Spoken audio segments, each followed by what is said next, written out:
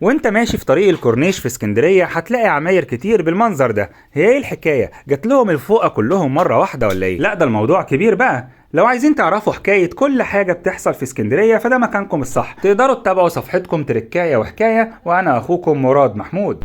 الحقيقة إن بناء على تعليمات السيد الفريق أحمد خالد محافظ اسكندرية إنه يتم ترميم وتطوير واجهات العماير اللي موجودة على كورنيش اسكندرية، وخصوصا المتأثرة من عوامل الجو أو المتهالكة أو اللي بتأثر على المرة، وده حفاظا على سلامة المواطنين. كمان هي واجهة للبلد كلها، وخصوصا إن الفترة اللي فاتت شفنا أكتر من عمارة كان بيتساقط من واجهتها أجزاء، بعضها كان بيأثر على الممتلكات وبعضها كان بيعطل الطريق لحد ما يتم إزالة الردم الناتج عن التساقط ده. وعلشان كده ضمن مشروع كبير بتنفذه شركة المقاولين العرب في تطوير واجهات بعض العمارات اللي موجودة على طريق الكورنيش، بيتم اللي حضراتكم شايفينه دلوقتي. كل يوم في جديد في اسكندرية، مشروعات بتجملها أكتر وبتحسن جودة الحياة فيها وبتسهلها لكل سكانها. وتقدروا تتابعوا معانا كل جديد بيحصل في كل مكان في اسكندرية لما تشرفونا بمتابعة الصفحة. وأنا أخوكم مراد محمود، وشكرا لكم.